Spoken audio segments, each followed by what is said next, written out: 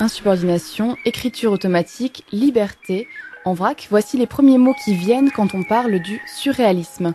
On ne pense pas à Nantes tout de suite. Nantes, dont André Breton dit pourtant dans Nadia que c'est la seule ville où il a l'impression qu'il peut encore lui arriver quelque chose qui en vaut la peine. Alors pourquoi occupe-t-elle une place privilégiée dans la cartographie mentale du surréalisme, au point qu'on y consacre une exposition? Patrice Alain, commissaire de l'exposition En route mauvaise troupe, qui se tient à la médiathèque Jacques Demy jusqu'au 27 février, a accepté de répondre à cette question.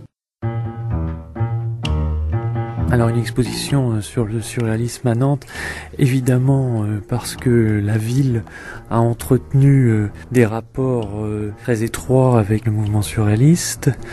Nantes est le berceau du surréalisme, dans la mesure où André Breton, mobilisé à l'hôpital de Nantes en 1916, actuel lycée Guisteau, il a fait une rencontre qui a été une rencontre précipice. C'est la rencontre avec Jacques Vacher qui, je dirais, a permis de réorienter un petit peu la destinée d'André Breton, qui était un poète malarméen, le poète, comme disait Jacques Vacher, et lui a, je dirais, transmis un certain nombre de valeurs d'insubordination qui ont bouleversé véritablement Breton et qui ont permis de sortir de simplement la poésie ou de jeter une sorte de discrédit sur toutes les valeurs morales de l'époque et je dirais évidemment c'était articulé avec la guerre, avec l'époque de la guerre et ce grand bouleversement également. Donc pourquoi Nantes et le surréalisme? Cette rencontre avec Jacques Vacher, la rencontre Jacques Vacher-Breton, mais aussi parce que beaucoup de Nantais sont venus rejoindre l'équipe surréaliste. On pourrait citer Jacques Baron, Jacques Viau, Claude Cahun, Benjamin Péret. On ne peut pas dire que Nantes est surréaliste en soi, mais Nantes a été un vivier surréaliste et Nantes a été le berceau du surréalisme et Jacques Vacher, en quelque sorte, en a été son prophète. Et c'est cette rencontre avec ce prophète qui a pu un peu déclencher.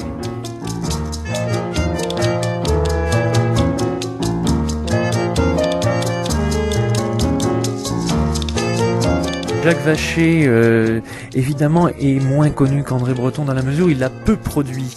Il a produit exclusivement des lettres de guerre qu'il écrivait André Breton, Louis Aragon et Théodore Frankel, qui sont devenues une sorte de bréviaire du surréalisme, où par exemple il écrivait « Nous n'aimons ni l'art ni les artistes », où il professait une attitude de ricanement supérieur sur le monde, donc une attitude de dandy. On peut dire que Vacher s'inscrit dans le dandysme, dans l'affiliation du dandysme du 19e, une figure de négateur qui jetait sur le monde un regard très teinté d'humour, l'humour sans H, c'est-à-dire un ricanement supérieur sur le monde et une manière d'accorder très peu d'intérêt à toute chose.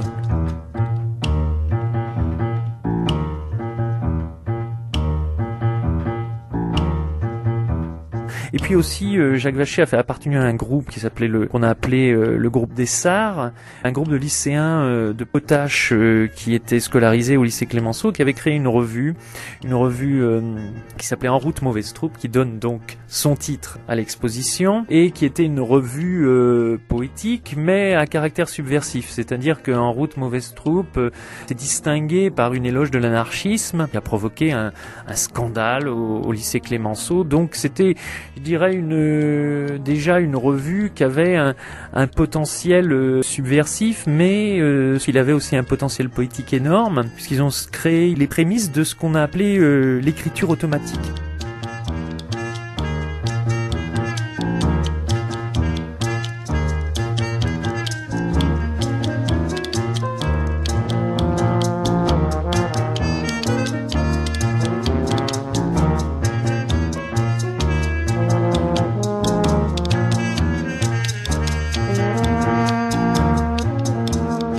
L'exposition, en fait, elle est en quelque sorte un deuxième volet, puisqu'il y a eu en 94 l'exposition Nantes, le rêve d'une ville.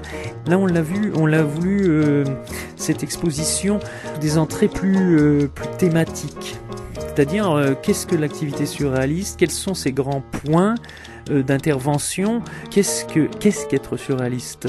Être surréaliste, c'est une éthique, c'est une manière d'être au monde, et donc c'est un petit peu ce rapport de cet être au monde qu'on a essayé d'explorer, c'est-à-dire quelles sont les activités qui caractérisent le surréalisme au-delà de la production plastique. Dans l'éthique surréaliste, il y a, je dirais, l'importance du jeu, de l'activité ludique, le jeu qu'on considère comme une activité libératrice, émancipatrice, a tenu beaucoup d'importance au sein du groupe surréaliste.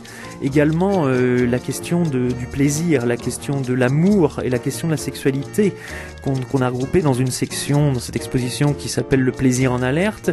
Le Marquis de Sade est un des grands incitateurs du surréalisme. Par rapport à son extrême liberté, sa liberté qui finalement lui permettait de sortir, je dirais, par ses textes de son embastillement. Sade est considéré comme une figure absolue de l'émancipation et du désir humain non contraint, alors qu'il écrit, alors qu'il est embastillé.